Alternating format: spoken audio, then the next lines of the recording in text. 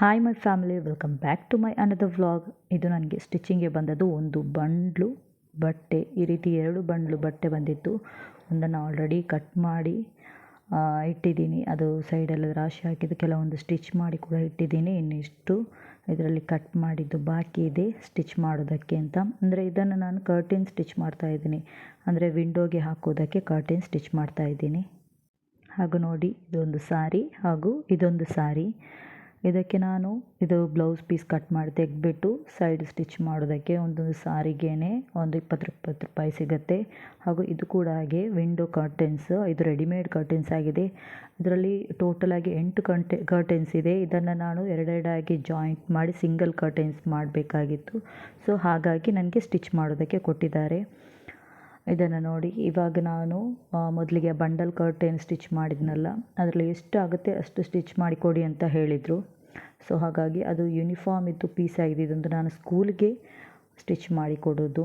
So ಹಾಗಾಗಿ ಇದನ್ನು ಮೇಲೆ ಒಂದು ಸೈಡಲ್ಲಿ ಒಂದು ಲೈನ್ ಮಡಚಿಬಿಟ್ಟು ಒಂದು ಅರ್ಧ ಇಂಚಷ್ಟು ಮಡಚಿಬಿಟ್ಟು ಆಮೇಲೆ 3 ಇಂಚಸ್ಗೆ ಅಂದರೆ ಅದರೊಳಗೆ ಏನು ರಾಡ್ ಹಾಕ್ತೀವಲ್ವ ಕರ್ಟನಿದ್ದು, ಅದು ಹಾಕೋದಕ್ಕೋಸ್ಕರ 3 ಇಂಚಲ್ಲಿ ನಾನು ಫೋಲ್ಡ್ ಮಾಡಿ ಸ್ಟಿಚ್ ಮಾಡಿದ್ದೀನಿ.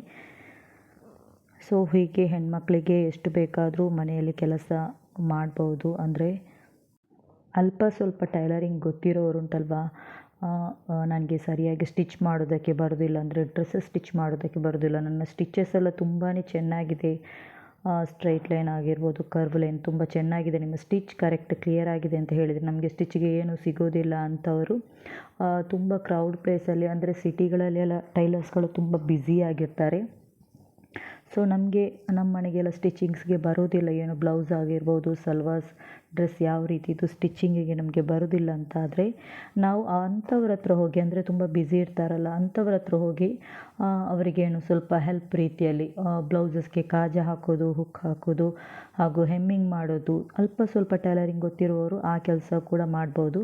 ಅವರ ಹತ್ರ ಹೋಗಿ ಅವರಿಂದ ಏನು ಬ್ಲೌಸಸ್ ಸಲ್ವಾರ್ಸ್ ಏನೆಲ್ಲ ಇದೆ ಅದನ್ನು ತಗೊಂಡು ಬಂದು ಮನೆಯಲ್ಲೇ ಕೂತು ಮಾಡಿಬಿಟ್ಟು ಮೊದಲ ದಿವಸ ತಂದರೆ ಮರುದಿವಸ ಇಲ್ಲಾಂದರೆ 2 ದಿವಸಕ್ಕೊಮ್ಮೆ ತಂದು ಮನೆಯಲ್ಲಿ ಆ ರೀತಿಯೆಲ್ಲ ಕೆಲಸ ಮಾಡಿಬಿಟ್ಟು ಅವರಿಗೆ ಕೊಡ್ಬೋದು. ಅವರು ನಮಗೆ ವಾರಕ್ಕೆ ಇಷ್ಟು ಅಂತ ಒಂದು ಅಮೌಂಟ್ ಕೊಡ್ತಾರೆ.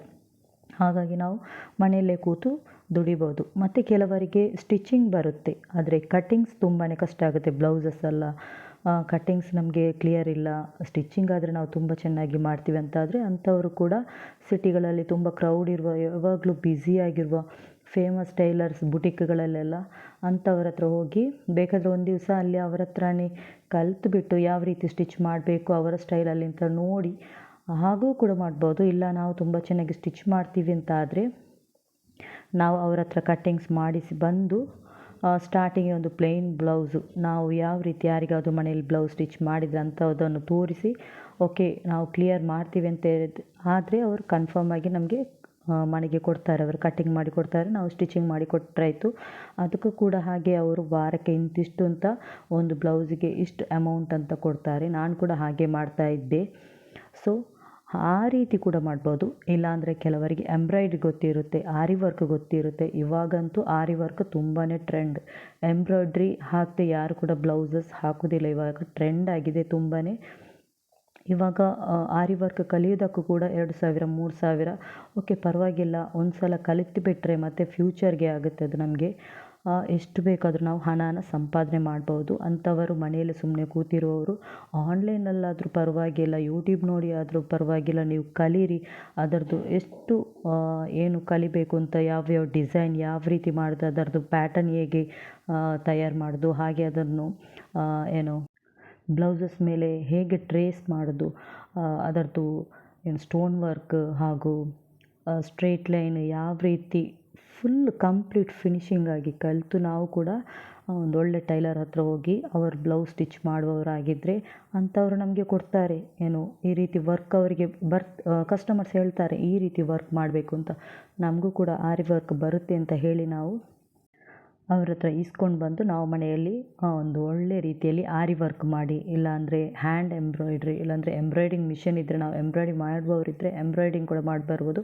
ಅದಕ್ಕಂತೂ ತುಂಬ ಒಳ್ಳೆ ಅಮೌಂಟ್ ಸಿಗುತ್ತೆ. ಆರಿ ವರ್ಕ್ಗೆ ಅಂತೂ ತುಂಬ ಒಳ್ಳೆ ಅಮೌಂಟ್ ಸಿಗುತ್ತೆ. ಒಂದು ಸಿಂಪಲ್ ಸ್ಟಿಚಿಗೆ ಕೂಡ 1,500 ಎಲ್ಲ ಸಿಗುತ್ತೆ. ಓಕೆ, ಟೈಲರಿಂದದಂದರೆ ಅವರಿಗೆ 50, ನಮಗೆ 50 ಪರವಾಗಿಲ್ಲ. ನಮಗೆ ಕಸ್ಟಮರ್ಸ್ ಇಲ್ಲ ಅಂದರೆ ಅದೇ ಒಂದು ದೊಡ್ಡ ಒಂದು ಕೆಲಸ, ನಮಗೆ ಒಂದು ಪರ್ಮನೆಂಟ್ ಕೆಲಸ ಆಗುತ್ತಲ್ಲ. ಮನೆಯಲ್ಲಿ ಕೂತು ಕೂಡ ನಾವು ಹಣ ಸಂಪಾದನೆ ಮಾಡ್ಬೋದು.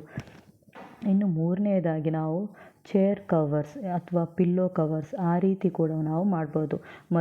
ಮೊದಲು ನಮ್ಮ ಮನೆಯ ಚೇರ್ಗೆ ನಾವು ಯೂಟ್ಯೂಬ್ ನೋಡಿ, ನಾವು ಒಳ್ಳೆ ಟೈಲರ್ ಅಂತಾದರೆ ಒಂದು ಯೂಟ್ಯೂಬ್ ನೋಡಿ ಚೇರ್ ಕವರಿಗೆ ಹೇಗೆ ಸ್ಟಿಚ್ ಮಾಡೋದು ಅಂತ ನೋಡಿದರೆ ನಮ್ಮ ಮನೆಗೆ ನೆಂಟರಷ್ಟರು, ಅಕ್ಕಪಕ್ಕದ ಮನೆಯವರೆಲ್ಲ ಬರ್ತಾರೆ. ಅವ್ರು ನೋಡಿ ಕೇಳ್ತಾರೆ, ಇದು ಎಲ್ಲಿ ತಗೊಂಡ್ರಿ ಅಂತ. ಇಲ್ಲ, ನಾನೇ ಸ್ಟಿಚ್ ಮಾಡ್ತೀನಿ ಅಂತ ಹೇಳಿದರೆ ಅವರು ಕೂಡ ಅದನ್ನು ನೋಡಿ ನಮಗೆ ಕೊಡ್ತಾರೆ. ನಮಗೊಂದು ಸ್ಟಿಚ್ ಮಾಡಿಕೊಡಿ, ಮೆಟೀರಿಯಲ್ಸ್ ನಾವು ಕೊಡ್ತೀವಿ ಅಂತೇಳಿ. ನೀವು ಒಂದು ಚೇರ್ಗೆ ಇಂತಿಷ್ಟು ಅಂತ ಅಮೌಂಟ್ ಫಿಕ್ಸ್ ಮಾಡಿ ಹೇಳಿ.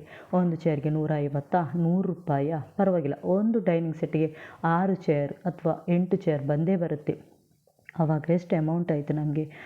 ಅವರು ಇನ್ನೊಬ್ರ ಹತ್ರ ಹೇಳ್ತಾರೆ, ಹಾಗೆ ಪ್ರಚಾರ ಆಗುತ್ತೆ. ನಮಗೆ ಸ್ಟಿಚಿಂಗ್ ಗೊತ್ತಿದೆ ಅಂತ ಹೇಳಿ ಸುಮ್ಮನೆ ಕೂತ್ರೆ ಯಾರೂ ನಮಗೆ ಸ್ಟಿಚಿಂಗ್ ಕೊಡೋದಿಲ್ಲ. ಮೊದಲ ಪ್ರಚಾರ ನಾವೇ ಮಾಡಬೇಕು, ನಮಗೆ ಮಾಡಿ ನಾವೇ ಮಾಡಬೇಕು. ಹಾಗೆ ನಮಗೆ ಸ್ಟಿಚಿಂಗ್ ಗೊತ್ತಿದೆ, ಒಳ್ಳೆ ಸಲ್ವಾರ್ ಸ್ಟಿಚ್ ಮಾಡ್ತೀವಿ, ಇಲ್ಲಾಂದರೆ ಬ್ಲೌಸ್ ಸ್ಟಿಚ್ ಮಾಡ್ತೀವಿ, ಅದಕ್ಕೆ ವರ್ಕ್ ಮಾಡ್ತೀವಿ ಅಂತ ಗೊತ್ತಾದರೆ ಅದನ್ನು ನಾವು ಸುಮ್ಮನೆ ಕೂತು ಅದಕ್ಕೆ ಮೆಟೀರಿಯಲ್ ತರಬೇಕು, ಹಾಗೆ ಮಾಡಬೇಕು, ಹೀಗೆ ಮಾಡಬೇಕು, ಉದಾಸೀನ ಮಾಡಬಾರ್ದು. ಅದನ್ನು ಮೊದಲು ನಾವು ತಂದು ನಮಗೆ ಸ್ಟಿಚ್ ಮಾಡಿ ನಾವೇ ಹಾಕಬೇಕು. ಇನ್ನೊಬ್ಬರು ಕೇಳುವಾಗ ನಾವು ಹೇಳಬೇಕು, ನಾನು ಸ್ಟಿಚ್ ಮಾಡ್ತೀನಿ, ಒಳ್ಳೆ ಕ್ಲಿಯರಾಗಿ ಸ್ಟಿಚ್ ಮಾಡ್ತೀನಿ, ನಾನು ನಮ್ಮ ಮನೆಯವರಿಗೆ ಸ್ಟಿಚ್ ಮಾಡ್ತೀವಿ, ನಮ್ಮ ಸಿಸ್ಟರ್ಗೆ ಸ್ಟಿಚ್ ಮಾಡ್ತೀವಿ ಅಂತ ಹೇಳಿದರೆ ಅವರು ಪುನಃ ನಮಗೆ ಕೊಡ್ತಾರೆ.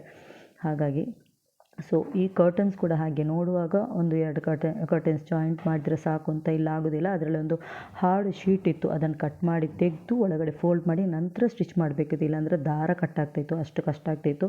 ಸೊ ಹಾಗಾಗಿ ನಾನು ಪರವಾಗಿಲ್ಲ, ಒಂದು 8 ಕರ್ಟನ್ಸ್ ಇದ್ದದ್ದು 4 ಕರ್ಟನ್ ಸ್ಟಿಚ್ ಮಾಡಿದ್ದೇನೆ. ಸೊ ಹಾಗಾಗಿ ನನಗೆ 200 ರೂಪಾಯಿ ಸಿಕ್ತು ಅದರಲ್ಲಿ. ತುಂಬ ಕೆಲಸನೇ ಇಲ್ಲ, ಪರವಾಗಿಲ್ಲ. 200 ರೂಪಾಯಿ ಸಿಕ್ತು, ಅದುವೇ ನಮಗೆ ಒಂದು ದೊಡ್ಡ ನಮ್ಮದು ಸ್ವಂತ ಸ್ಯಾಲ್ರಿ ಅಂತ ನಮಗೆ ತುಂಬ ಖುಷಿ ಆಗುತ್ತೆ. ಇನ್ನು ನೆಕ್ಸ್ಟ್ ಬೆಡ್ಶೀಟ್ ಇಲಾಸ್ಟಿಕ್ಗೆ ಹಾಕ್ತೀವಿ. ನಾವು ಇವಾಗ ಬೆಡ್ಶೀಟ್ ತಂದರೆ ಅದನ್ನೊಂದು ಹಾಸಿಗೆ ಹಾಕುವುದೇ ಒಂದು ಕಷ್ಟದ ಕೆಲಸ. ಅದರ ಸೈಡಿಗೆ ಇಲಾಸ್ಟಿಕ್ ಇಟ್ಟು ನಾವೇನಾದರೂ ಮಾಡಿದರೆ ಅದು ಕೂಡ ನಮ್ಮ ಅಕ್ಕಪಕ್ಕದ ಮನೆಯವರಿಗೆ, ಇಲ್ಲಾಂದರೆ ಯಾರಾದರೂ ರಿಲೇಷನ್ಸ್ ಬಂದರೆ ಅವರಿಗೆ ತೋರಿಸಬೇಕು ನಾವು, ನಾನು ಈ ರೀತಿ ಮಾಡಿದ್ದೇನೆ, ಇಲಾಸ್ಟಿಕ್ ಹಾಕಿದ್ದೇನೆ, ನಿಮಗೇನಾದರೂ ಈ ರೀತಿ ಇದ್ದರೆ ಕೊಡಿ, ನಾನು ಹಾಕ್ಕೊಡ್ತೇನೆ ಅಂತ. ಆವಾಗ ಅವರು ಕೂಡ ಅದೊಂದು ಒಳ್ಳೆಯ ಕೆಲಸ, ಅವ್ರಿಗಂತೂ ಇಷ್ಟ ಆಗುತ್ತೆ. ಅಂದರೆ ಬೆಡ್ಶೀಟ್ ಹಾಕುವಾಗ ಅದೊಂದು ಸೈಡಲ್ಲಿ ಮಕ್ಕಳು ಕೂತ್ಕೊಳ್ಳುವಾಗ ಆಟ ಆಡುವಾಗೆಲ್ಲ ಆ ಕಡೆ ಈ ಕಡೆ ಎಲ್ಲ ಆಗುತ್ತೆ ಅಂತ ಹೇಳಿದ್ರೆ ಇಲಾಸ್ಟಿಕ್ ಹಾಕಿದರೆ ತುಂಬ ಫಿಟ್ಟಾಗಿ ನಿಲ್ಲುತ್ತೆ. ಹಾಗಾಗಿ ಅದು ಕೂಡ ಒಂದು ಕೆಲಸನೇ. ನಮ್ಮ ಕೆಲಸವನ್ನು ನಾವೇ ಪ್ರಚಾರ ಮಾಡಬೇಕು. ಓಕೆ, ಇಲ್ಲಾಂದರೆ ನಮಗೆ ಬ್ಲೌಸ್ ಸ್ಟಿಚ್ ಮಾಡೋದಕ್ಕೆ ಬರೋದಿಲ್ಲ, ಸಲ್ವಾರ್ ನಾವು ತುಂಬಾ ಚೆನ್ನಾಗಿ ಸ್ಟಿಚ್ ಮಾಡ್ತೀವಿ ಅಂತ ಹೇಳಿದರೆ ಅದು ಕೂಡ ನಾವು ಒಂದು ಒಳ್ಳೆ ಟೈಲರ್ ಹತ್ರ ಹೋಗಿ ಹೇಳ್ಬೋದು, ನೀವು ಕಟ್ ಮಾಡಿ ಕೊಡಿ, ನಾನು ಕೂಡ ನಿಮಗೆ ಸ್ಟಿಚ್ ಮಾಡಿ ಕೊಡ್ತೀನಿ, ನಮಗೆ ಇಂತಿಷ್ಟು ಅಂತ ಅಮೌಂಟ್ ಕೊಡಿ ಅಂತ ಹೇಳಿದರೆ ಅದು ಕೂಡ ಕೊಡ್ತಾರೆ.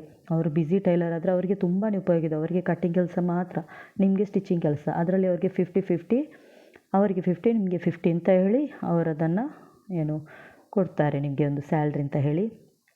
ಸೊ ಇಲ್ಲಾಂದರೆ ಕರ್ಟನ್ಸ್ ಕೂಡ ನಮ್ಮ ಮನೆಗೆ ಮೊದಲು ನಾವೊಂದು ಬಟ್ಟೆ ತಂದು ಒಳ್ಳೆ ರೀತಿಯಲ್ಲಿ ಕರ್ಟನ್ಸ್ ಮಾಡಿ, ಅಂದರೆ ಹೋಲೆಲ್ಲ ಇಟ್ಟು ಕಷ್ಟಪಟ್ಟು ಮಾಡೋದು ಬೇಡ, ಒಂದು ಫೋಲ್ಡಿಂಗ್ ಇದೇ ರೀತಿ ನಾನಿವಾಗ ಮಾಡಿದೆ ಈ ರೀತಿ ನೋಡಿ, ಒಂದು ಹೋಲೆಲ್ಲಿಟ್ಟು ಆ ರೀತಿ ಮಾಡಿದರೆ ಕಷ್ಟ ಆಗೋದಿಲ್ಲ, ಸ್ಟಾರ್ಟಿಂಗಿಗೆ ಬರುವುದಿಲ್ಲ ಯಾರಿಗೂ. ಅದನ್ನು ರೌಂಡ್ ರಿಂಗನ್ನು ಪರ್ಚೇಸ್ ಮಾಡಬೇಕು, ಅದಂದರೆ ತುಂಬ ಕಷ್ಟದ ಕೆಲಸ. ಒಂದು 3 ಇಂಚಿಗೆ ಫೋಲ್ಡ್ ಮಾಡಿ ಒಂದು ಸೈಡಲ್ಲಿ ಡಬಲ್ ಫೋಲ್ಡ್ ಮಾಡಿ ಸ್ಟಿಚ್ ಮಾಡಿದರೆ ಒಂದು ಒಳ್ಳೆ ಕರ್ಟನ್ಸ್ ರೆಡಿ ಆಗುತ್ತೆ. ನಮ್ಮ ಮನೆ ಕಿಟಕಿಗೆ ನಾವು ಒಂದೊಳ್ಳೆ ಕಲರ್ ಕಾಂಬಿನೇಷನಲ್ಲಿ ನಾವು ಮಾಡಿದರೆ, ಡಬಲ್ ಕಲರ್ ಕಾಂಬಿನೇಷನಲ್ಲಿ ಮಾಡಿದರೆ ನೋಡಿದವರು ಕೇಳಿ ಅವರು ಕೂಡ ಹೇಳ್ತಾರೆ, ನನಗೂ ಕೂಡ, ನಾನು ನಮ್ಮ ಮನೆಗೆ ಕಲರ್ ಒಂದೊಂದು ರೂಮಿಗೆ ಒಂದೊಂದು ಡಬಲ್ ಕಲರಲ್ಲಿ ಕೂಡ ನಾನು ಕರ್ಟನ್ ಸ್ಟಿಚ್ ಮಾಡಿದ್ದೆ. ಸೊ ಹಾಗಾಗಿ ಅದನ್ನು ನೋಡಿದವರು ತುಂಬ ಜನ ನನ್ನ ಹತ್ರ ಸ್ಟಿಚ್ ಮಾಡಿಸ್ಕೊಂಡು ಅವರ ಮನೆಗೆ ಕೂಡ ಹಾಕಿದ್ದಾರೆ. ಸೊ ಟೈಲರಿಂಗ್ ಕೆಲಸ ಏನು ಬರೋದಿಲ್ಲ. ನಾವು ಒಳ್ಳೆ ಫುಡ್ ಮಾಡ್ತೀವಿ ಅಂತ ಹೇಳಿದ್ರೆ ಅದಕ್ಕೂ ಕೂಡ ತುಂಬಾ ಆಪ್ಷನ್ಸ್ ಇದೆ. ಇವಾಗಂತೂ ಇದು ಕೂಡ ನಾನು ಕೂಡ ಒಂದು ಪಿಲ್ಲೋವನ್ನು ಒಬ್ಬರು ಕೊಟ್ಟಿದ್ದರು, ಹಳೇ ಪಿಲ್ಲೋ.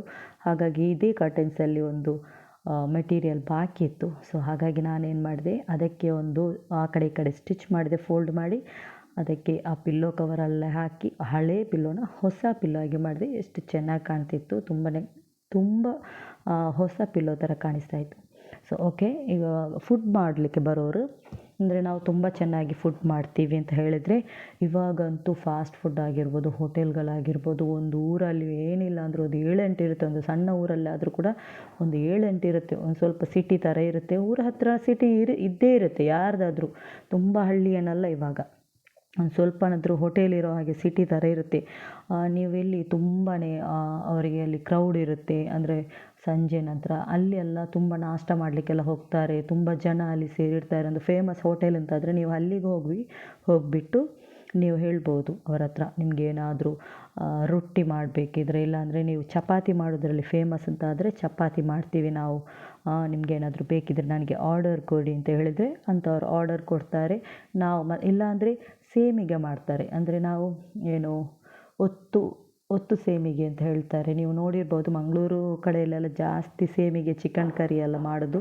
ಸೊ ಆ ಥರ ಸೇಮಿಗೆ ಮಾಡ್ತಾರೆ. ಸೊ ಅದೆಲ್ಲ ನಾವು ಕೇಳಿ ಅವರ ಹತ್ರ ಆರ್ಡರ್ ತಗೊಂಡು ನಾವು ಮಾಡ್ಬೋದು. ದಿನಕ್ಕೆ ಇಂತಿಷ್ಟು ಅಂತ ಹೇಳ್ತಾರೆ. ಒಂದು ರೊಟ್ಟಿ, ಅಕ್ಕಿ ರೊಟ್ಟಿ ಅಂತ ಆದರೆ ಒಂದು 100-150, ಅದು ಬೇಗ ಆಗೋಗಿಬಿಡುತ್ತೆ.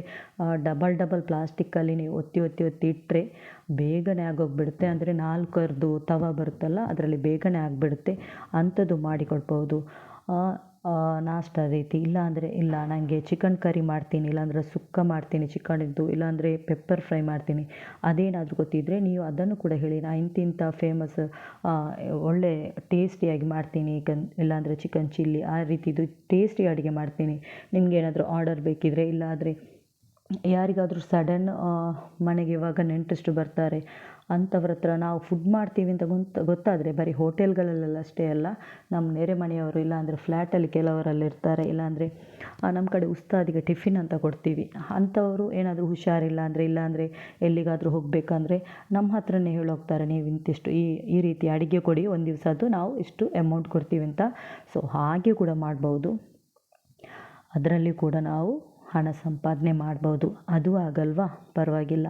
ನಿಮಗೆ ಒಳ್ಳೆ ರೀತಿಯಲ್ಲಿ ಅಕ್ಕಿ ಉಂಡೆ ಮಾಡೋಕ್ಕೆ ಬರುತ್ತಾ, ಇಲ್ಲಾಂದರೆ ಚಿಕನ್ ರೋಲ್, ಸಮೋಸ, ಕರ್ಜಿಕಾಯಿ ಅಂದರೆ ಸಿಹಿ ಕಡುಬು, ಆ ರೀತಿ ಆದರೂ ಮಾಡೋಕ್ಕೆ ಬರುತ್ತಾ, ಇಲ್ಲಾಂದರೆ ಆ ರೀತಿಯಾಗಿ ಕೂಡ ಮಾಡಿಬಿಟ್ಟು ನೀವು ಅದು ತುಂಬ ಏನಾದರೂ ಫಂಕ್ಷನ್ಸ್ಗಳಿದ್ರೆ, ಸೀಮಂತ ಇದ್ದರೆ ಅದಕ್ಕೆಲ್ಲ ಆರ್ಡರ್ ಕೊಡ್ತಾರೆ. ನಮಗೆ ಗೊತ್ತಿದೆ ಅಂತ ಹೇಳಿದರೆ ನಾವು ಅದನ್ನು ಸ್ಟೇಟಸ್ ಹಾಕಬೇಕು. ನಮ್ದು ಯಾವುದು ವಾಟ್ಸಪ್ ಇರುತ್ತೆ, ವಾಟ್ಸಪ್ಪಲ್ಲಿ ನಾವು ಸ್ಟೇಟಸ್ ಹಾಕಬೇಕು. ಇಲ್ಲಾಂದರೆ ನಮ್ಮದೊಂದು ಫ್ಯಾಮಿಲಿ ಗ್ರೂಪ್ಸ್ ಇರುತ್ತೆ, ಅದಕ್ಕೆ ಒಂದು ಪೋಸ್ಟರ್ ಹಾಕಿ ಕೂಡ ನಮ್ಮದು ಮೊಬೈಲ್ ನಂಬರ್ ಹಾಕಿಬಿಟ್ಟು ಪೋಸ್ಟರ್ಸ್ ಕೂಡ ನಾವು ಹಾಕ್ಬೋದು. ಸೊ ಹಾಗಾಗಿ ಕೂಡ ನಾವು ತುಂಬಾ ಹಣ ದುಡಿಬೋದು. ಒಳ್ಳೆ ಅಕ್ಕಿ ಉಂಡೆಲ್ಲ ಮಾಡೋಕ್ಕೆ ಬರೋದಾದರೆ ಸಾಫ್ಟಾಗಿರಬೇಕು, ಟೇಸ್ಟಿಯಾಗಿರಬೇಕು. ಒಂದು 4 ಜನಕ್ಕೆ ಇಷ್ಟ ಆಗುವ ಹಾಗೆ ನಾವು ಮಾಡಿದರೆ ಅದಕ್ಕೆ ತುಂಬಾ ಬೇಡಿಕೆ ಇರುತ್ತೆ. ಒಬ್ಬರಿಗೆ ಗೊತ್ತಾದರೆ ಒಬ್ಬರ ಬಾಯಿಂದ ಒಬ್ಬರಿಗೆ ಗೊತ್ತಾಗಿ ನಾವು ಫೇಮಸ್ ಆಗಿ ನಮ್ಮ ಕುಟುಂಬಸ್ಥರು ಕೂಡ, ಫ್ರೆಂಡ್ಸ್ ಕೂಡ, ನಮ್ಮ ಎಲ್ಲ ಫ್ರೆಂಡ್ಸ್ಗಳಿಗೂ ಕೂಡ ನಾವು ಆ ಪೋಸ್ಟರನ್ನು ಕಳಿಸಬೇಕು. ಅವ್ರ ಹತ್ರ ಹೇಳಬೇಕು, ನಿಮಗೇನಾದರೂ ಈ ರೀತಿಯಾಗಿ ಬೇಕಿದ್ದರೆ ನೀವು ನಮ್ಮ ಹತ್ರ ಆರ್ಡರ್ ಕೊಡಿ, ನಾವು ಮಾಡಿಕೊಡ್ತೀವಿ ಅಂತ ಹೇಳಿ ನಾವು ಅವ್ರ ಹತ್ರ ಹೇಳಬೇಕು. ಸೊ ನಮಗೆ ಗೊತ್ತಿದ್ದರೆ ನಾವು ನಮ್ಮ ಮನಸ್ಸಲ್ಲೇ ಇಟ್ಟು, ನಮ್ಮ ಮನೆಯೊಳಗನೆ ಇಟ್ಟು ಕೂತ್ರೆ ಯಾರು ಕೂಡ ನಮಗೆ ಆರ್ಡರ್ ಕೊಡೋದಿಲ್ಲ. ಓಕೆ, ಆ ರೀತಿಯಾಗಿ ನಮ್ಮನ್ನು ನಾವೇ ಪ್ರಚಾರ ಮಾಡಬೇಕು. ಆದರೆ ಯಾವುದು ಬರೋದಿಲ್ಲ ನಮಗೆ. ಮಂಗಳೂರು ಕಡೆಯವರಿಗೆ ಆ ರೀತಿಯನ್ನು ಗೊತ್ತಿಲ್ಲದೆ ಇರೋದು ಏನೂ ಇಲ್ಲ. ಮಂಗಳೂರು ಕಡೆಯವರಂದರೆ ತುಂಬಾ ಹುಷಾರು. ನಮ್ಮ ದಕ್ಷಿಣ ಕನ್ನಡ ಜಿಲ್ಲೆ ಅಂದರೆ ತುಂಬ ಬೆಸ್ಟ್. ಮಹಿಳೆಯರು ಯಾವುದು ಗೊತ್ತಿಲ್ಲ ಅಂತೇಳಿ ಅಡುಗೆಯಲ್ಲೆಲ್ಲ ತುಂಬ ಬೆಟರ್ ಹೆಣ್ಮಕ್ಳು ಈ ಕಡೆ ಇದ್ದು ತುಂಬಾ ಒಳ್ಳೊಳ್ಳೆ ಅಡುಗೆ ಮಾಡ್ತಾರೆ. ಏನು ಸ್ಪೆಷಲ್ ಇದ್ದರೂ ಕೂಡ ಮಾಡ್ತಾರೆ. ಅದು ಇಲ್ವಾ, ಪುಡ್ಡಿಂಗಲ್ಲಿ ಅಂತೂ ಇವಾಗೆಲ್ಲರೂ ಫೇಮಸ್ ಇದ್ದಾರೆ. ಟೆಂಡರ್ ಕೊಕೊನಟ್ ಪುಡ್ಡಿಂಗ್ ಆಗಿರ್ಬೋದು, pineapple, chikoo, etcetera variety of chocolates pudding, ಎಲ್ಲ ಪುಡ್ಡಿಂಗ್ ಕೂಡ ಮಾಡ್ತಾರೆ. ಆ ರೀತಿಯಾಗಿ ಕೂಡ ನಾವು ಅದನ್ನು ಸೇಲ್ ಮಾಡ್ಬೋದು. ನಮಗೆ ಗೊತ್ತಿದ್ದರೆ ನಾವು ಅದನ್ನೊಂದು ಪೋಸ್ಟರ್ ಹಾಕಿ ನಾವು ವಾಟ್ಸಪ್ಗಳಲ್ಲಿ ಹಾಕಿ, ನಮ್ಮ ಫ್ಯಾಮಿಲಿ ಗ್ರೂಪ್ಗಳಲ್ಲಿ ಹಾಕಿ, ನಮ್ಮ ಫ್ರೆಂಡ್ಸ್ಗಳಿಗೆ ಕಳಿಸಿ, ನಾವು ಈ ಥರದ್ದು ಮಾಡ್ತೀವಿ, ಫೋನ್ ನಂಬರ್ ಹಾಕಿ ಎಲ್ಲ ಹಾಕಿಬಿಟ್ಟು, ಇಲ್ಲಾಂದರೆ ಹೋಟೆಲ್ಗಳಿಗೆ, ಇಲ್ಲ ಫಾಸ್ಟ್ ಫುಡ್ಗಳಿಗೆ, ಬೇಕ್ರಿಗಳಿಗೆ ಹೋಗಿ ಹೇಳಿ, ನಾವು ಈ ರೀತಿ ಇದು ಮಾಡ್ತೀವಿ. ಅದು ಗೊತ್ತಿಲ್ವಾ ಕೆಲವರಿಗಂತೂ ಮಂಗಳೂರು ಕಡೆಯಲ್ಲೆಲ್ಲ ಫೇಮಸ್ ಅಂದರೆ ಇದು ಹೇಳ್ತಾರಲ್ಲ, ಮೆಂತ್ಯ ಮದ್ದು, ಬಾಣಂತಿ ಮದ್ದು, ಗೊತ್ತಾಯ್ತಲ್ವ? ಆ ರೀತಿದ್ದು ಕೂಡ ಅದು ತುಂಬ ಟೈಪಲ್ಲಿ ಮಾಡ್ತಾರೆ. ಅಂದರೆ ಬೆಳ್ಳುಳ್ಳಿ ಮದ್ದು, ಲೇವ ಥರ ಮಾಡಿಬಿಟ್ಟು ಆ ರೀತಿಯಲ್ಲಿ ತುಂಬ ಥರ ಮಾಡ್ತಾರೆ ಮೆಡಿಸಿನ್ಸ್ಗಳಿಗೆ. ಬಾಣಂತಿ ಮದ್ದಂದರೆ ಫೇಮಸ್. ಇಲ್ಲಿ ಅವರು ಬಾಣಂತಿಯವರು ಡೆಲಿವರಿ ನಂತರ ತಗೊತಾರೆ. ಆ ರೀತಿ ಇದು ಮಾಡೋದಕ್ಕೆ ಗೊತ್ತಿದ್ದರೆ ಅದಕ್ಕೆ ಕೂಡ ಅದು ಏನಿಲ್ಲ ಅಂದರೂ ಮೆಂತ್ಯ ಮದ್ದು ಮಾಡೋದು ಎಷ್ಟು ಸುಲಭ. ಅದಕ್ಕೆ ಅರ್ಧ ಕೆ ಜಿಗೆ 500 ರೂಪಾಯಿ ತಗೊಳ್ತಾರೆ. ಅದರ ಬರೀ ಒಂದು ಪ್ಲಾಸ್ಟಿಕ್ ಬಾಕ್ಸ್ ನೀವು ರೆಡಿ ಮಾಡಿದರೆ ಸಾಕು. ಅವಲಕ್ಕಿ, ಬೆಲ್ಲ, ಮೆಂತ್ಯ, ಸ್ವಲ್ಪ ಗೋಡಂಬಿ ಹಾಗೂ ಎಳ್ಳು, ತುಪ್ಪ ಅಷ್ಟಿದ್ರೆ ಸಾಕು. ಆರಾಮಾಗಿ ಬೇಗ ಆಗುತ್ತೆ ಮೆಂತ್ಯ ಮದ್ದು. ತುಂಬಾ ಈಸಿ ಅದು ಕೂಡ ಮಾಡೋದಕ್ಕೆ. ಅದು ಅರ್ಧ ಕೆ ಜಿಗೆ 500 ರೂಪಾಯಿ ಸಿಗುತ್ತೆ. ನಮಗೆ ಅದಕ್ಕೆ ಹಾಕೋ ಅಸಲು ಕಡಿಮೆ, ನಮಗೆ ಬರೋ ಲಾಭ ಜಾಸ್ತಿ ಆಗಿರುತ್ತೆ. ಸೊ ಹಾಗಾಗಿ ಕೂಡ ನೀವು ದುಡಿಬೋದು. ಅದು ಗೊತ್ತಿಲ್ಲದಿರೋ ಕೇಕ್ಗಳಲ್ಲಿ ಕೆಲವರಿಗೆ ತುಂಬ ಚೆನ್ನಾಗಿ ಎಕ್ಸ್ಪರ್ಟ್ ಇರ್ತೀರ. ಕೇಕ್ಗಳನ್ನು ಮಾಡ್ತೀರಾ, ಕಪ್ ಕೇಕ್ಗಳನ್ನು ಮಾಡ್ತೀರಾ. ಆ ರೀತಿ ಯಾರಿಗಾದರೂ ಮಾಡಲಿಕ್ಕೆ ಗೊತ್ತಿದ್ದರೂ ಕೂಡ ನೀವು ಆ ರೀತಿ ಕೂಡ ಆರ್ಡರ್ ನನಗೆ ಕೊಡಿ. ನಾವು ಒಳ್ಳೆ ರೀತಿಯಲ್ಲಿ ಕಡಿಮೆ ಬೆಲೆಯಲ್ಲಿ ಸ್ವಲ್ಪ, ನಮಗೆ ತುಂಬ ಜಾಸ್ತಿ ಲಾಭ ತಗೊಳ್ಬಾರ್ದು. ನಾವು ಸ್ಟಾರ್ಟಿಂಗಿಗೆ ಮಾಡುವಾಗ ತುಂಬ ಲಾಭಗಳಲ್ಲಿ ತಗೊಳ್ಬಾರ್ದು. ಆದಷ್ಟು ಕಡಿಮೆ ಬೆಲೆಯಲ್ಲಿ ತಗೊಳ್ಳಿ. ಓಕೆ, ನಾನು ಸಂಜೆ ಹೋಗಿ ಮತ್ತು ನನ್ನ ಮಗಳನ್ನ ಅಂಗನವಾಡಿಯಿಂದ ಕರ್ಕೊಂಡು ಬರ್ತೀನಿ. ಅವಳನ್ನು ನೋಡಿ ಅವಳ ಫ್ರೆಂಡ್ಗಳೊಟ್ಟಿಗೆ ಬರುವಾಗ ಮಧ್ಯದಲ್ಲಿ ಅವರು ಬೆನ್ನಟ್ಕೊಂಡು ಬರ್ತಾ ಇದ್ದಾರೆ ಆಟ ಆಡಲಿಕ್ಕೆ ಅಂತ ಹೇಳಿ. ಹಾಗಾಗಿ ಮತ್ತು ಅವಳಿಗೆ ಡೈಲಿ ಒಂದು ರೊಟೀನ್ ಇದೆ. ಬರುವಾಗ ಅವಳಿಗೆ ಒಂದು ದಾರಿಯಲ್ಲೊಂದು ಹೂ ಕಿತ್ತಾಕ್ಕೊಂಡು ಕೊಡಬೇಕು. So please